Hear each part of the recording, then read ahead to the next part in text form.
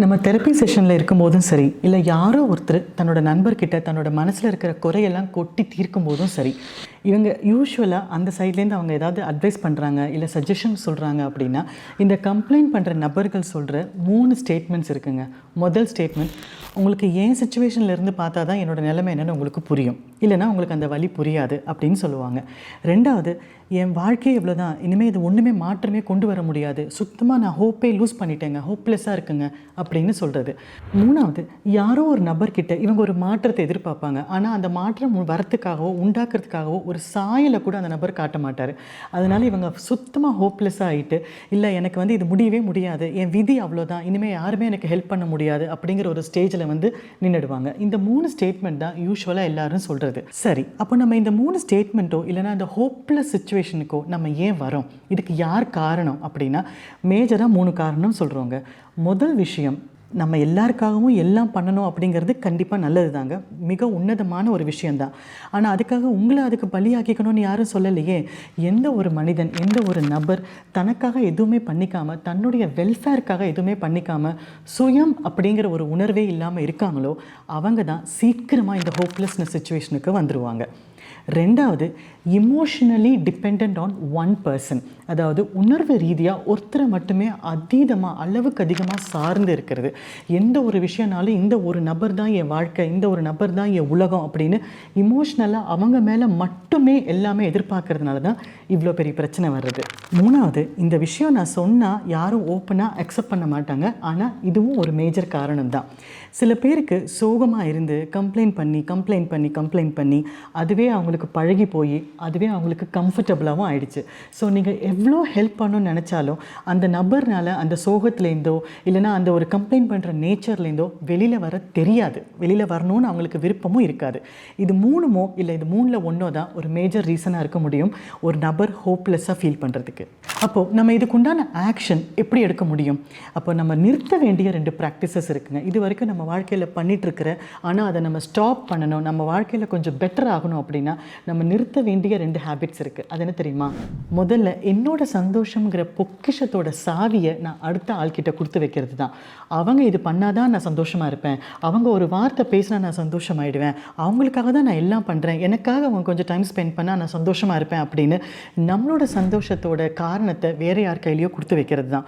முதல்ல அந்த ப்ராக்டிஸை நம்ம ஸ்டாப் பண்ணும். என்னோட சந்தோஷம் என்னோட பொறுப்பு, என்னோட ஹாப்பினஸ்க்கு நான் தான் ரெஸ்பான்சிபிள் அப்படின்னு நம்ம உணரணும், அதை அக்செப்ட் பண்ணணும். ரெண்டாவது, எதிர்பார்ப்புகளே இருக்கக்கூடாது அப்படின்னு சொல்கிறாங்க. அது ப்ராக்டிக்கலாக பாசிபிளான்னு எனக்கு தெரியல. ஆனால் நம்ம சரியான எதிர்பார்ப்புகளோடு இருந்தோம் அப்படின்னா கண்டிப்பாக உறவு முறைகளை நம்மளால் பெட்டராக ஹேண்டில் பண்ண முடியும். நமக்கே நம்ம பண்ணிக்கிற பெரிய ஹெல்ப் இந்த எதிர்பார்ப்புகளை புரிஞ்சுக்கிறது தான். இந்த ஹோப்லெஸ் சுச்சுவேஷன்லேருந்து வெளியில் வரணும்னாலோ இல்லை வாழ்க்கை நமக்கு திரும்ப கொஞ்சமாவது அழகானதாக மாறணும் அப்படின்னாலோ நம்மளே நமக்கு எப்படி ஹெல்ப் பண்ணிக்க முடியும் அப்படிங்கிறதுக்கான 3 வழி தான் இப்போ நான் சொல்ல போகிற வழி. ஸோ முதல் வழி, பி லிட்டில் செல்ஃபிஷ். கொஞ்சம் சுயநலமாக இருங்க, அதில் எந்த தப்பும் இல்லைங்க. உங்களுக்காக கொஞ்சம் நேரம் ஸ்பெண்ட் பண்ணிக்கிறதும், உங்கள் ஃப்ரெண்ட்ஸ் கூட நீங்கள் வெளியில் போகிறதும் இல்லை உட்காந்து படிக்கிறதும் இல்லை ஒன்றுமே பண்ணாமல் சும்மா இருக்கிறதும் எல்லாம் உங்களோட ப்ரிவிலேஜஸ், யூ டிசர்வ் இட். அதனால் கொஞ்சம் செல்ஃபிஷாக இருந்து நல்ல உணவுகளை உங்களுக்காகவும் குக் பண்ணி சாப்பிட்றது, உங்களுக்காக கொஞ்சம் நேரம் டைம் ஸ்பெண்ட் பண்ணுறது, அதில் நீங்கள் ஃபோக்கஸ் பண்ணுங்கள். இல்லை எனக்கு அதுக்கெல்லாம் டைமே கிடையாது, டே ஃபுல்லாக எனக்கு வேலை தான், என்னை புரிஞ்சுக்கிற ஆள் யாருமே இல்லை என் ஃபேமிலியில், என்னால் எனக்கு நல்லா டைமே ஸ்பெண்ட் பண்ண முடியாது அப்படின்னு சொல்கிறீங்க அப்படின்னா, நீங்கள் யூஸ்வலாக காலையில் 6 மணிக்கு எழுந்திருப்பீங்க அப்படின்னா ஒரு 5:30க்கு எழுந்திரிங்க. அந்த ஒரு 30 மினிட்ஸ் உங்களோட time, be selfish in that time. அந்த அரை மணி நேரத்தில் உங்களுக்கு என்ன பிடிக்குமோ அந்த வேலை செய்யுங்க, உங்களுக்கு எந்த வேலை எக்ஸைட் பண்ணுமோ அந்த வேலை பண்ணுங்கள், உங்களுக்கு பிடிச்ச காஃபி குடிங்க, உங்களுக்காக கொஞ்சம் நேரம் ஸ்பெண்ட் பண்ணுங்கள். அப்போ தான் வாழ்க்கையை நீங்கள் திரும்ப ஒரு அழகான ஒரு ஃபீலிங்கோடு உணர முடியும். ரெண்டாவது, காரோ பைக்கோ கேஸ் ஸ்டோவோ குக்கரோ என் மிக்ஸி எல்லாமே ஒரு பாயிண்டில் ஃப்ரீஸ் ஆகி ஸ்டக் ஆகி நிற்கும். நம்ம என்ன பண்ணுவோம்?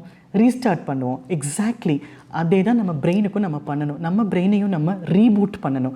எப்படி பண்ண முடியும்? இந்த 3 விஷயங்களை நம்ம ப்ராக்டிஸ் பண்ணோம் அப்படின்னா நம்ம பிரெயினை நம்மளால் ரீபூட் பண்ண முடியும்.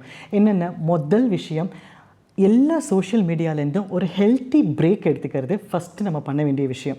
ஸோ சோஷியல் மீடியாவில் டைம் ஸ்பெண்ட் பண்ணும்போது கான்ஷியஸாக நல்ல விஷயங்களை மட்டும் பார்க்குறதும், ஒரு ஃபன்னான விஷயங்களை நல்லபடியாக பொழுது போகிற ஒரு குவாலிட்டியான வீடியோஸை மட்டும் பார்க்குறதும் நீங்கள் உங்களுக்கு பண்ணுற பெரிய ஹெல்ப். ரெண்டாவது, மைண்ட் டீடாக்ஸிங். எப்படி நம்ம பாடிக்கு, நம்ம உடம்புக்கு நம்ம ஆரோக்கியமான உணவை சாப்பிட்டு நம்ம டீடாக்ஸ் எல்லாம் பண்ணி ஹெல்த்தியாக வச்சுக்கிறோமோ, அதே மாதிரி நெகட்டிவ் தாட் பேட்டர்னை பிரேக் பண்ணி ஒரு பாசிட்டிவான விஷயத்தையும் பாசிட்டிவான அனுபவங்களையும் நம்ம சிந்திச்சு நம்ம மைண்டுக்கும் நம்ம டீடாக்ஸ் பண்ணணுங்க. ஸோ நெகட்டிவ் தாட்ஸ் எதுவும் இல்லாமல் நல்ல சிந்தனைகள், நல்ல அனுபவங்களை உருவாக்குறது நம்மளுடைய பொறுப்பு தான். அடுத்த விஷயம், உங்களுக்கு ரொம்ப பிடிச்ச ஒரு விஷயத்தை ஒரு ஹாபியாக சூஸ் பண்ணுறது. அது புக் வாசிக்கிறதா இருக்கலாம், இல்லை மியூசிக் கேட்குறதா இருக்கலாம், கார்டனிங்காக இருக்கலாம், ஒரு 10 மினிட்ஸ் வாக் போகிறதா இருக்கலாம், எதுவாக வேணா இருக்கலாம். ஆனால் கண்டிப்பாக ஒரு ஹாபி நமக்கு அவசியம். இது மூணும் பண்ணும்போது நம்ம பிரெயின் ஆட்டோமேட்டிக்காக ரீபூட் ஆகிட்டே இருக்கும். அடுத்த விஷயம் ரொம்ப முக்கியமான விஷயம். ஏன்னா இந்த ஒரு விஷயம் நம்ம பண்ணலை அப்படின்னா கண்டிப்பாக நம்மளோட வாழ்க்கையிலேருந்து நம்ம நெகட்டிவிட்டியை எடுக்கவே முடியாது. அதுக்கு 2 ஸ்டெப் இருக்குது. முதல்ல ஃபர்கிவ் யுவர் செல்ஃப். உங்களை கண்ட்ரோலை மீறி நீங்கள் பண்ண சில விஷயங்களை, சில தவறுகளை தயவு செஞ்சு ஆத்மார்த்தமாக உங்களையே நீங்கள் மன்னிச்சுக்கோங்க. அதுதான் நீங்கள் உங்களுக்கு பண்ணுற பெரிய உதவி. ரெண்டாவது, ஃபர்கிவ் அதர்ஸ். யாராவது நம்ம வாழ்க்கையில் நமக்கு ரொம்ப பெரிய துரோகம் பண்ணிட்டாங்க, தப்பு பண்ணிட்டாங்க அப்படின்னா கொஞ்சம் கொஞ்சமாவது அவங்கள மன்னிக்க முடியுமான்னு பாருங்கள். இது 2 விஷயம் மற்றவங்களுக்காக இல்லைங்க, உங்களுக்காக நீங்கள் பண்ணிக்கிற நல்ல விஷயங்கள். இதெல்லாம் பண்ணுங்கள். கண்டிப்பாக உங்களோட வாழ்க்கையை ரொம்ப அழகானதாக மாறத்துக்கு நிறைய சான்ஸ் இருக்குது. All the best.